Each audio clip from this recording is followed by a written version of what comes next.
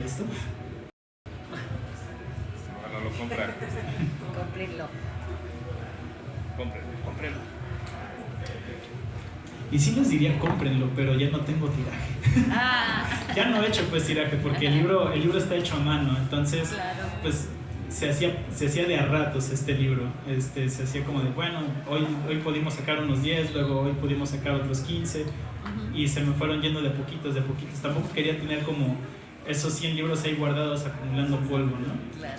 Ahorita Astrolabio está en una residencia en La Tallera, entonces ahí pueden encontrar un par de ejemplares de mi libro. Todavía existen ejemplares, solo no muchos. ¿Aquí en La Tallera, en Cuernavaca? Sí.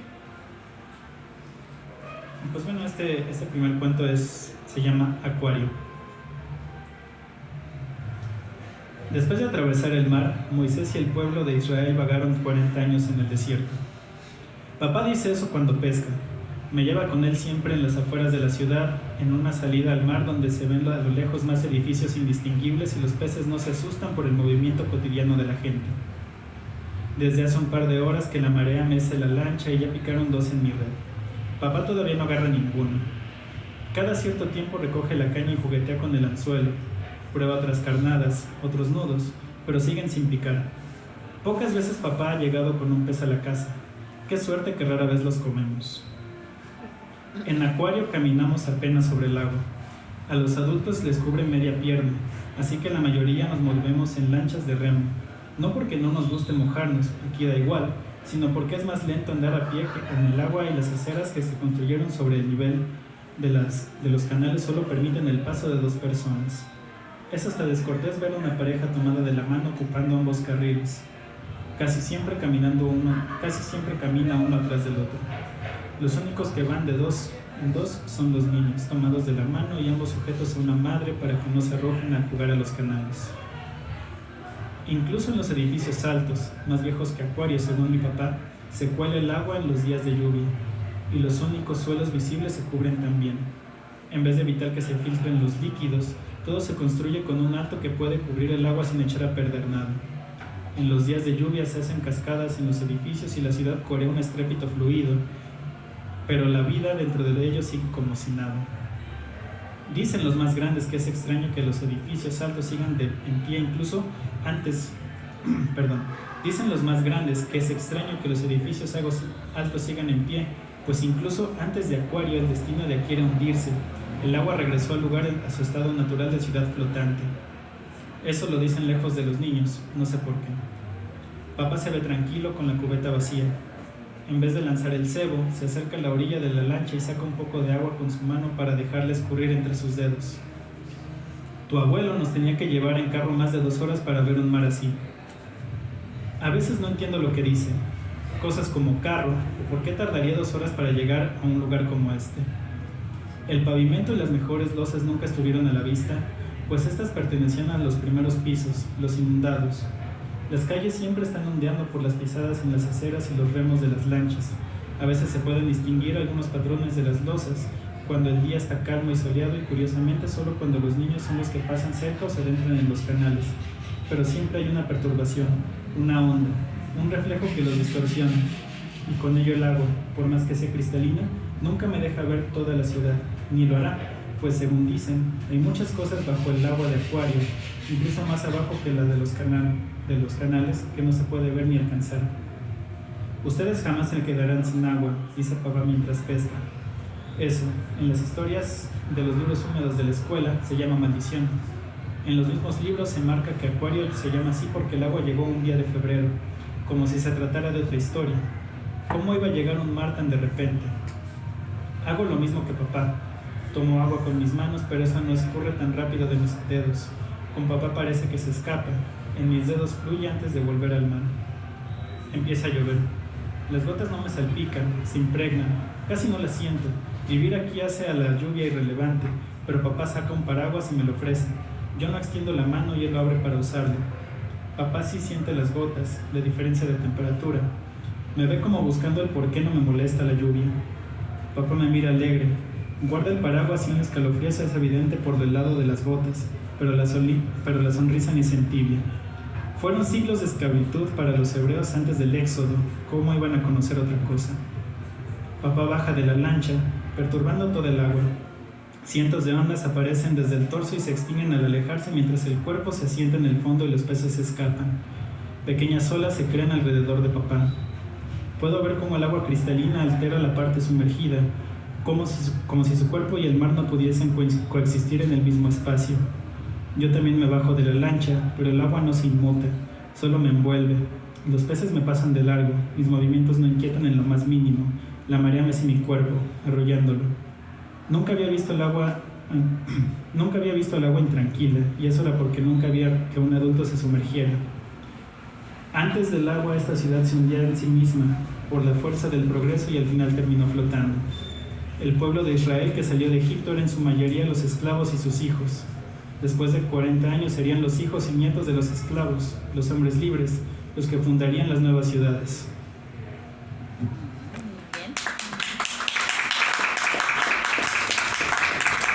Y pues eso es un poco lo que escribo. Muchas gracias. Eso es un poco lo que escribo. No sé si tengan alguna otra duda, pregunta, comentario.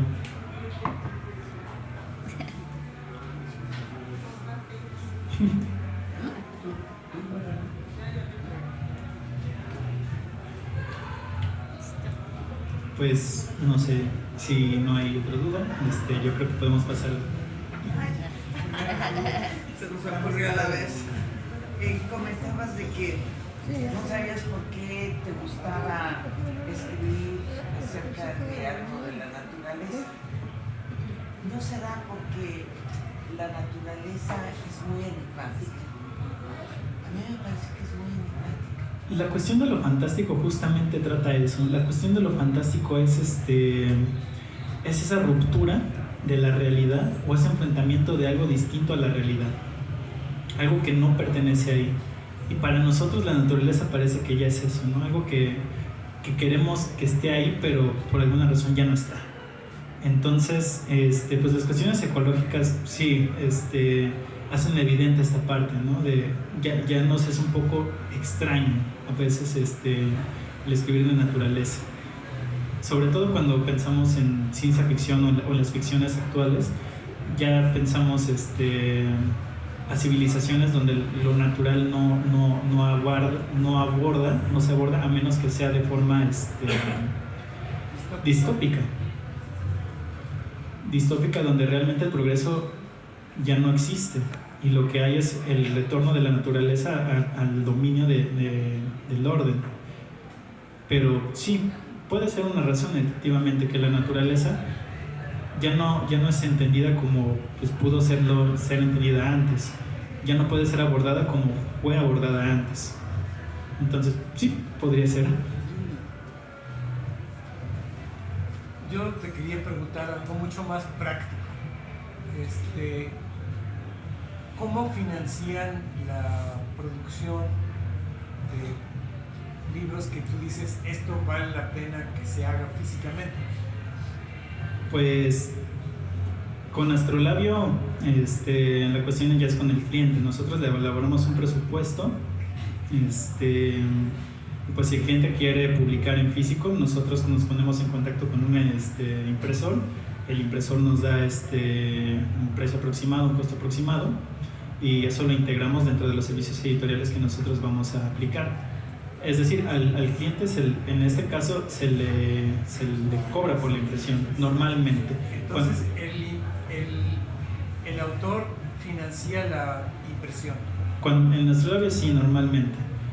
Ya en la cuestión propia mía de Trepanación, pues solo tenemos un libro impreso. En este momento estamos trabajando con el segundo libro que va a ser impreso, y pues tanto con el primero con el que va a salir apenas, pues ya es un esfuerzo propio. En este caso, pues como es un esfuerzo personal, realmente personal, tanto mío como editor, como del autor, como autor de su libro, pues nos tenemos que poner de acuerdo para ver cuántos libros que queremos sacar, y de ahí cuánto va a salir realmente cuánto va a costar su edición y de eso cuánto tenemos que poner o cuánto está, en cuánto dinero tenemos disponible o en posibilidad de poner y cuánto debemos vender para poder recuperar esa inversión. Porque vaya, para mí la finalidad no es hacerme rico con la editorial, si no hubiera puesto una editorial, ¿verdad? Para mí lo principal es que esos libros tengan su salida a personas que realmente lo valoren. Por lo mismo, pues la recuperación de inversión, el objetivo es sí recuperar y tener un poquito más para publicar lo siguiente. En este momento estamos así, estamos también reestructurando por esas cuestiones financieras, porque vaya, tampoco es algo tan fácil de proponerle a un inversor de, bueno, pues yo tengo este libro que yo sé que va a ser un éxito, porque quién sabe si lo voy a hacer. Pues financiame un tiraje de 1000 ejemplares. Ah, bueno, ¿tienes ya 1000 lectores? ¿Quién sabe, verdad? Sin miedo. Pues sí. 1000 lectores seguros con dinero. Exactamente.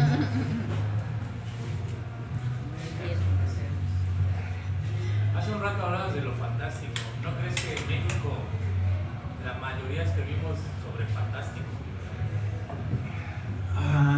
No lo sé. Es que México es muy dicotómico en el sentido de la escritura. Y quizá dicotómico se quede corto, porque realmente tenemos una gama muy amplia de escritora. Pero al menos en lo tradicional tenemos esta parte donde sí tenemos México etiquetado como surrealista, mágico, fantástico, que vaya, lo usan, el mismo gobierno se ha apropiado de ese discurso llamando a los pueblos mágicos, ¿no? Y tenemos esta otra escritura que es la que yo veo que es más comercial, no es que se escriba más, es que es más comercial, que es la literatura del México violento. Es la literatura del México de, pues mira, vamos a relatar de los balazos, vamos a relatar de los pueblos que toman la justicia por sus manos, vamos a relatar el México que tiene inmigrantes. A ese México como que le interesa, a ese México como más de interés académico, pero desde la visión externa, quizá como Fernanda Melchor, por ejemplo. En una cuestión de, pues sí, todas estas cosas malas que pasan en México y que estamos evidenciando aquí. Eso siento yo que es la literatura más comercial que está produciendo México en estos momentos. ¿Por qué? Porque por supuesto que hay fantástico, pero no tiene la misma salida. Si pensamos en autores fantásticos de México, nos remitimos quizá a Juan José Arriola como el mayor exponente. Pero si pensamos en actuales, tenemos a Bernardo Esquinca, y a cuántos más, Alberto Chimal también, su esposa, ¿cómo se llama su esposa? No me acuerdo ahorita cómo se llama la esposa de Bernardo Esquinca, pero ella también trabaja un tanto lo fantástico y la fantasía.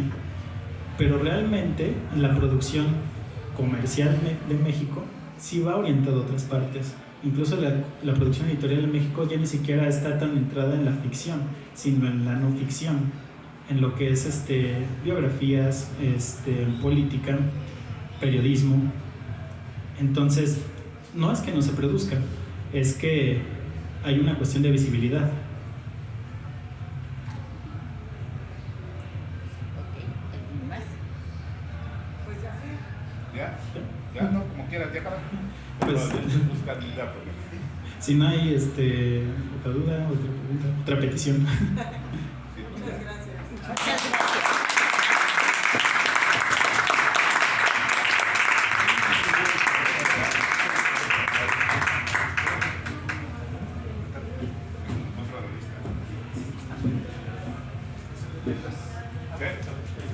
No, todavía no, yo te aviso. Yo te aviso por tiempo. Bueno, después de esta charla, pues vamos a pasar a los invitados del invitado, que no los invitó, pero yo tuve la gracia y me la de invitar. Pero tienes otros, mira. Y pura gente de alto pedorraje, entonces. Muy bien. Entonces ahora vamos a... La dinámica es la siguiente. Como este es un fandango, pues cada quien va a soltar sus versos, su prosa, su cuento, lo que sea. Y pues las reglas son las siguientes. Les voy a decir su nombre, van a subir y van a leer 5 minutos como máximo.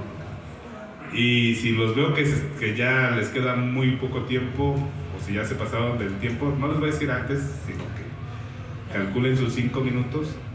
Y ya cuando sean los 5 minutos les voy a hacer así.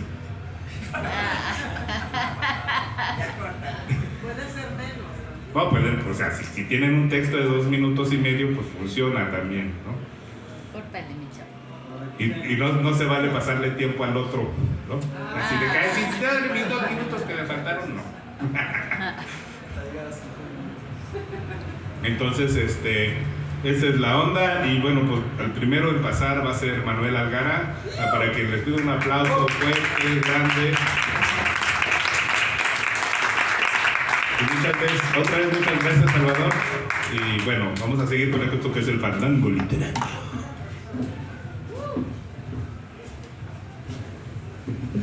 Gracias a todos. Gracias al predecesor.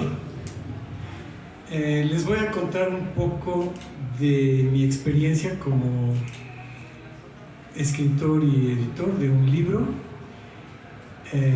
Y luego les voy a leer un poquito de que me parece una maravilla, se los recomiendo. Para mí el fandango literario es como un club, y entonces una de las funciones es compartir lo que uno escribe y compartir lo que uno lee si le parece muy bueno, y me parece estupendo. Voy a tratar de ser muy breve. Yo escribí un libro que está por aquí, ¿verdad, Merari? Se llama Sexualidad y Erotismo, Manantial de Placer. Es un libro que escribí después de varios años de estar dando talleres y conferencias y darme cuenta que era muy difícil promover el tema, y también era muy difícil recuperar la inversión. Entonces hice una pequeña encuesta entre las personas que habían asistido a algunos de los cursos, talleres, y también entre el público en general, y me di cuenta de 2 cosas. Si eres hombre y hablas de erotismo, automáticamente eres un pervertido. Entonces, no eres buen vendedor de tu curso. Y si hablas de erotismo, la gente no piensa en erotismo porque no saben lo que es, piensan en porno. Desgraciadamente, la industria porno se ha apropiado de la palabra erotismo y la ha pervertido. Entonces, el invento inglés estúpido del porno se ha convertido en equivalente de erotismo de baja calidad. Entonces, estaba muy difícil. Y en esa encuesta resultó que el tema es un tema que a todos interesa, pero es como el fútbol. Todos hablan de eso, pero nadie sabe de él. Todos hablan de cómo hacer un buen gol, pero nadie lo hace. Los que lo hacen son los que están en la cancha. Esos son los únicos que de veras saben de qué se trata. Y entonces venía el otro problema: ¿cómo le hago para que la gente se entere y pues mejore la situación? Porque yo lo que estaba viendo era que la violencia sexual iba aumentando, la influencia del porno en internet iba permeando cada vez a capas más jóvenes de la población, y de repente incluso vi un video de una mujer que hablaba sobre Make Love Not Porn, haz el amor no porno, y que proponía que las personas hicieran sus propios videos sobre su sexualidad, y se justificaba, y la justificación era muy interesante. Entonces llegué a la conclusión de que era mejor dar una herramienta de discusión, y entonces escribí el libro. Le preguntaba a él sobre la financiación, porque yo financié y hablando con el jefe de editorial y trabajando sobre lo del precio, llegamos a la conclusión de que si me iba bien, yo iba a recuperar lo de 200 ejemplares, no más. Entonces me aventé y produje 250 porque en este formato 250 salía un poquito más barato que producir 200 por ejemplar. Entonces produje este. Me dediqué durante 3 años a promover el libro, claro, haciendo otras cosas, no a eso nada más. Yo daba clases y hacía otras cosas. ¿Y qué pasó? Que no encontraba el público. Entonces de repente pensé, bueno, si toda la gente necesita saber más de este tema, a toda la gente le interesa este tema, ¿por qué no se vende? Y me puse a platicar con diferentes amigos sobre el tema. Entonces dijeron, es que tu público no es el público general, son los que ya están interesados, que sí quieren aprender más, sí saben que no saben todo lo que se puede saber. Ah, ok. Y entonces fui al Congreso Nacional de Querétaro en 2018 y fue el libro más vendido. Casi recuperé la inversión en ese solo congreso. Bueno, entonces ese es otro de los problemas. ¿Dónde está tu público? ¿No?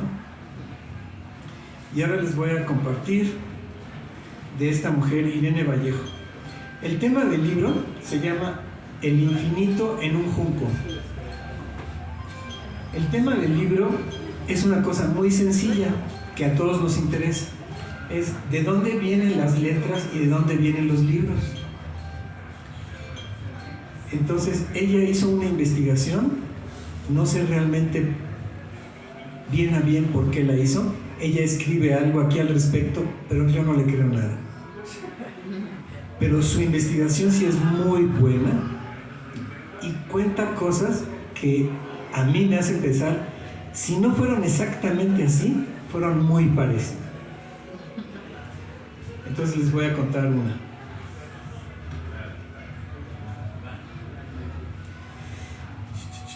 ¿Dónde está?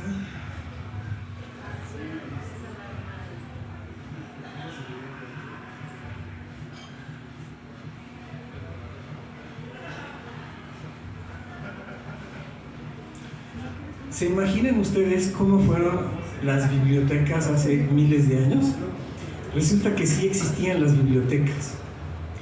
Dice ella, las primeras bibliotecas del mundo fueron lugares humildes, pequeños almacenes con estantes adosados a las paredes y filas de tablillas colocadas de pie en posición vertical, una junto a otra, sobre las baldas.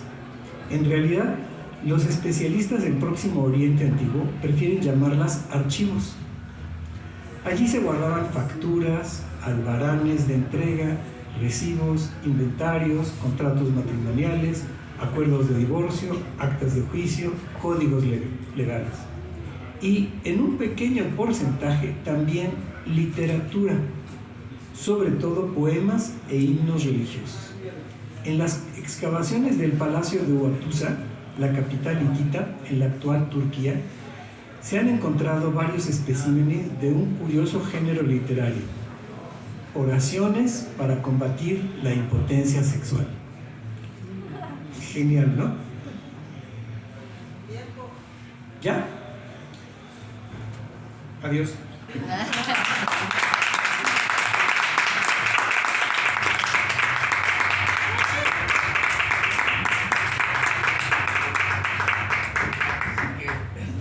Bueno, en lo que viene Fer, muchas gracias Manuel por leer un libro que no es tuyo.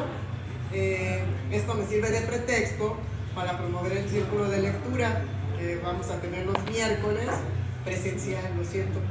Gracias. Pero bueno, más bien es híbrido porque va a haber gente de Puebla, vamos a hacerlo al mismo tiempo que en Puebla y aquí. Y justo cada quien va a traer su libro para leerlo, el pedacito. Entonces, muchas gracias, Manuel.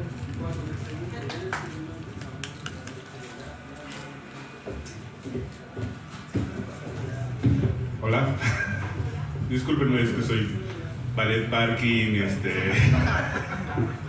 presentador y todo. Muchas gracias por su presencia. Ahora vamos a requerir la presencia de de un vato que cuando lo conocí, pues venía por otra cosa, pero luego resultó que era un pinche poeta. Y les pido un aplauso para el pinche poeta Sandoval, que nos va a leer un poco. Es Uriel Sandoval, mejor conocido como el pinche poeta Sandoval. No sé, ya les contaré igual por qué.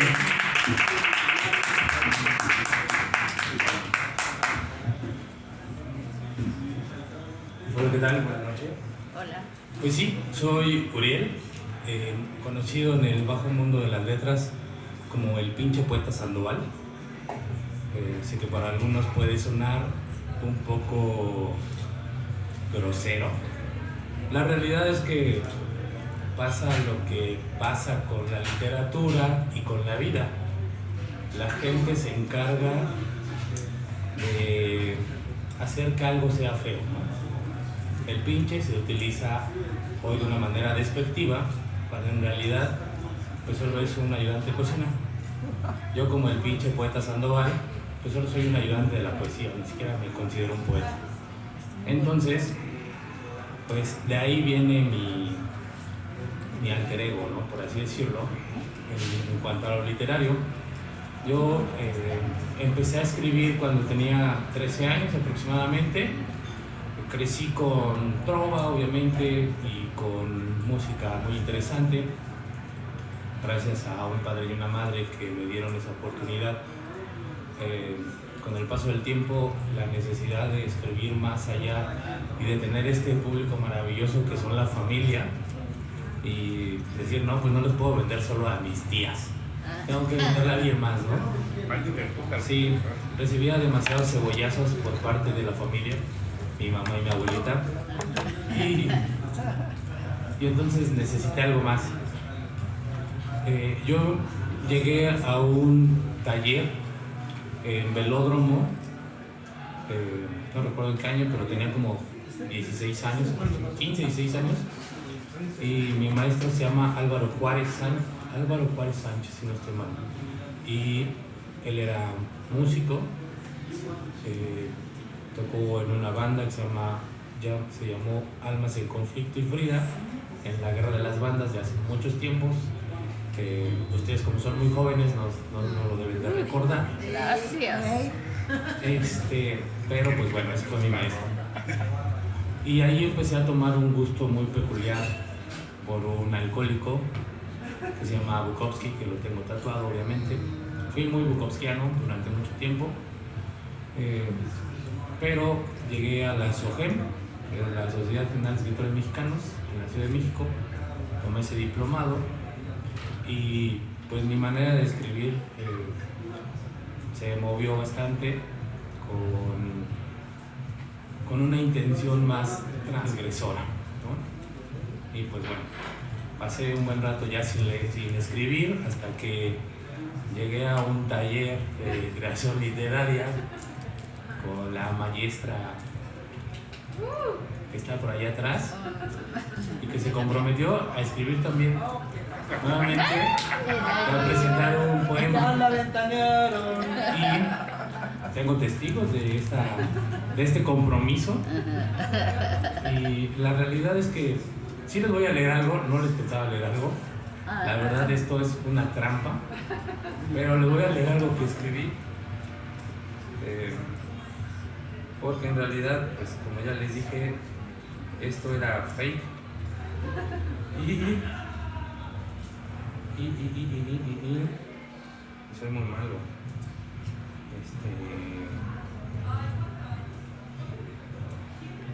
Y bueno, debo decir que también dejé de beber, dejé de ser bukowskiano, le fallé a mi maestro. No sé. ¿Y sobreviviste? Pues no sé si estoy vivo. Eso es algo que a veces me preocupa más. No sé hoy en día si estoy vivo o si lo que ustedes ven aquí solo es producto de su imaginación, una bonita ficción. Y hablo un poco de la ficción porque de donde yo vengo todo parece ficción. Vengo de la Ciudad de México, vengo del barrio, vengo de un lugar que se llama Gabriel Ramos Millán, cerca de la delegación Iztacalco, y soy afortunado de haber llegado a las letras gracias a mi familia, y en algún punto llegamos a tener hoy en día una personalidad que se llama Morgana Love, que pues, mucha gente lo debe conocer de la comunidad, pero antes de que fuese Morgana Love, cantaba en la sala de nuestra casa. Entonces imagínense a esta persona cantando en medio del barrio, ¿no? En la esquina de la casa de la señora Chela, con una bandera enorme de la América, y a otras dos casas, la casa de la señora que nos ponchaba